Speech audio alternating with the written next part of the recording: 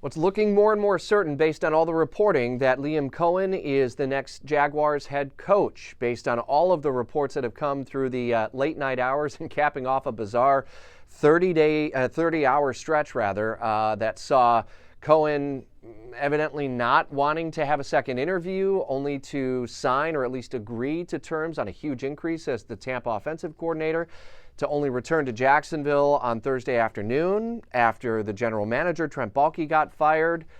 Maybe we'll be able to sort through it if indeed he is introduced as the Jaguars' 8th head coach in history.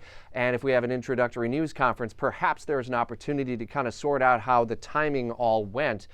But the upshot is a 39-year-old offensive coordinator who is considered to be a whiz offensively and turned around the Tampa Bay offense under Baker Mayfield is evidently coming to Jacksonville, and that could potentially lead to a whole different sort of opportunity for Jaguars quarterback Trevor Lawrence and his next several years of his still early career.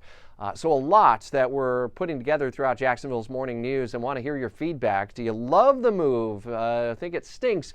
We don't know what success may ultimately look like. It's going to be a season or more before we ultimately know that. But building something new and the bold determination that Shad Khan, the owner, has to let go of Trent Baalke and bring on a young offensive mind.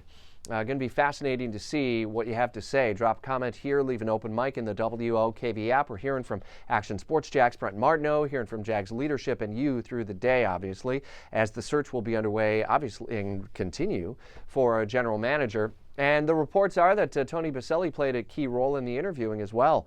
So might there be something in the front office for Tony Boselli going forward, and what might that look like for the Jaguars? A lot to still unpack over the coming hours and days ahead.